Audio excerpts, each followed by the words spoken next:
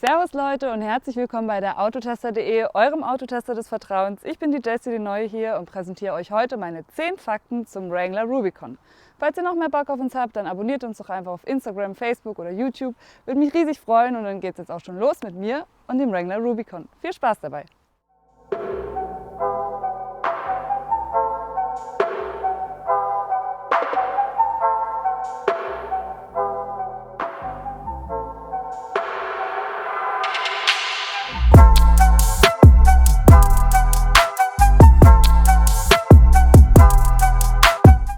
Kommen wir zu Fakt 1, den ihr vielleicht noch nicht wusstet, und zwar den technischen Daten des Wrangler Rubicons.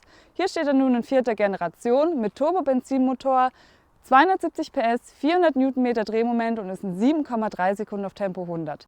Während ich jetzt hier im Schlamm knie, präsentiere ich euch Fakt Nummer 2, den ihr noch nicht wusstet, vielleicht noch nicht wusstet, und zwar die verschiedenen Varianten des Wrangler. Diesen gibt es als Sport, Sahara oder wie er hier steht als Rubicon. Der Rubicon ist die geländefähigste Variante dabei, hat ein mechanisches Sperrdifferential an der Vorder- und Hinterachse und den gibt es auch in verschiedenen Ausführungen, was die Türen anbelangt. Das heißt, hier steht er als Dreitürer, den gibt es aber auch in der Unlimited-Version als Fünftürer. Und auch beim Dach gibt es Unterschiede. Hier ist die Basisvariante mit dem Hardtop-Dach. Es gibt aber auch ein Dach, das man aus Stoff mit Knöpfen dran machen kann, auch wieder abmachen kann. Und es gibt die absolute Luxusvariante, nämlich ein Faltdach, das während der Fahrt auf- und zugeschlossen werden kann. Ja, und jetzt würde ich sagen, kommen wir zu Fakt 3, nämlich der Optik des Wrangler Rubicons. Hier steht er nun, wie wir ihn schon immer kennen, klassisch, zeitlos und schön mit seinen Kulleraugen, diesmal auch in LED, genauso wie die Tagfahrlichter, dem 7-strebigen Kühlergrill hier vorne und diesem massiven Stoßfänger, der dem Europäischen Fußgängerschutzgesetz geschuldet ist. Was mir auch super gut gefällt, ist, dass die Frontscheibe ein bisschen flacher geworden ist und dieser coole Schriftzug hier, Rubicon in Schwarz und Rot, passt auf diesem Grau meiner Meinung nach wirklich perfekt. Kommen wir zu Fakt 4, nämlich den Wettbewerbern des Rubicon. Und da fallen mir jetzt beispielsweise spontan die G-Klasse ein, der Chimney oder auch ein Defender. Doch wenn ich ganz ehrlich bin, dieses richtige Freiheitsgefühl, was man bei diesem Auto bekommt, dieses über Stock und Stein fahren, das kriegt man auch bei den Wettbewerbern nicht, was dieses Auto wirklich allein stehen lässt auf dem Markt.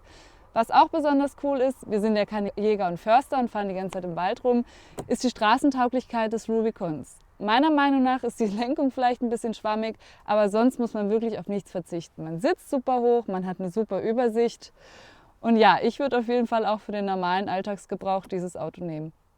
Ja, während es draußen ziemlich kalt wird, bin ich mal hier reingegangen, um euch Fakt Nummer 5, nämlich den Innenraum vorzustellen.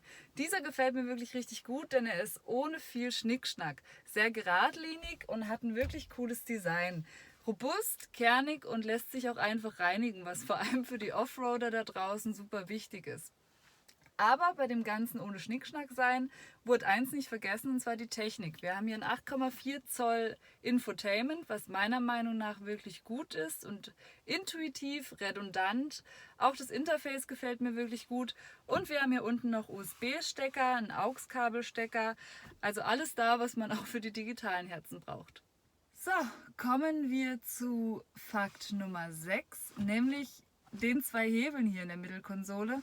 Und zwar wird es jetzt ein bisschen technisch. Wir haben hier einmal ein ganz normaler 8-Gang Automatikgetriebe. Schaltgetriebe gibt es nicht im Jeep Wrangler. Und wir haben hier einen Hebel, mit dem man die Kraftverteilung auf den Achsen unterschiedlich steuern kann. Der Alltagsmodus wird neuerdings von einem variablen Allradantrieb, hier 4H, abgebildet. Das bedeutet, dass der Wrangler nur von den hinteren Rädern angetrieben wird und erst bei fehlender Traktion schalten sich dann die vorderen Räder ein. Auch gibt es eine starre Option mit 50-50 Verteilung, nämlich das 4H. Dieser Zweigang ist dann nur für den Antrieb auf den Hinterrädern. Und es gibt eine kurze Geländeuntersetzung von 2,72:1 mit dem 4L hier. Ja, kommen wir zu Fakt 7, nämlich dem Assistenzsystem im Jeep Wrangler. Und da gibt es einige, laut Jeep insgesamt 65 aktive oder passive Sicherheitsfunktionen. Und um ein paar zu nennen, wir haben hier einen Tote-Winkel-Assistent, wir haben Bewegungsmelder hinten, wir haben eine elektronische Stabilitätskontrolle und eine elektronische Wank- und Überrollschutzfunktion. Kommen wir zu Fakt 8, nämlich der Geschichte des Jeep Wranglers. Und die ist ganz interessant. Das Auto kommt nämlich eigentlich aus dem Militär. Vielleicht wussten es einige von euch, ich wusste es nicht. 1942 hat es dann erstmalig den Sprung in den Privatbesitz geschafft und hat seitdem wirklich ein ganzes Segment begründet. Sobald man heute Jeep hört, wird einem klar, das muss ein Geländewagen sein. Und mittlerweile steht er jetzt hier in 4. Generation. Ihn gibt es in der Variante Sport, in der Variante Sahara, die ein bisschen alltagstauglicher sein soll, und in der absoluten Offroad-Variante Rubicon. So, langsam wird es ganz schön kalt. Kommen wir zu Fakt 9, nämlich dem Kofferraum des Jeep Wranglers. Der ist nicht wirklich groß. Wir gucken mal rein. Wirklich cool, wie man den aufmacht, meiner Meinung nach. So, hier geht die Klappe dann auf. Ja, für einen wirklich großen Einkauf reicht es nicht. Der fässt jetzt 192 Liter Volumen. Aber es gibt einen kleinen Trick. Man kann hier nämlich die Rückbank ganz einfach mit einem Handgriff umlegen und dann sind wir schon bei über 600 Litern. So, und während ich jetzt hier in der Sonne stehe und nichts mehr sehen kann, kommen wir zu Fakt 10, nämlich dem Preis des Wrangler Rubicons.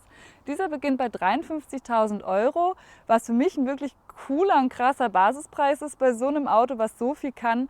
Und der hier kostet jetzt mit ein paar Sonderausstattungssachen wie dem Hardtop für 1.500 €, die besondere Lackierung und ein paar Schnickschnack-Sachen wie die Sitzheizung 59.000 €. Und das waren sie jetzt auch schon, meine Fakten zum Wrangler Rubicon. Lasst mir gerne einen Kommentar da, wie euch das Video gefallen hat, wie euch das Auto gefällt, die Farbe, der massive Stoßfänger oder was auch immer. Würde mich auf jeden Fall riesig freuen. Was mich auch freuen würde, wenn ihr uns abonnieren würdet, nämlich auf Instagram, Facebook oder YouTube, am besten alles. Macht die Glocke an und ich würde sagen, bis zum nächsten Mal.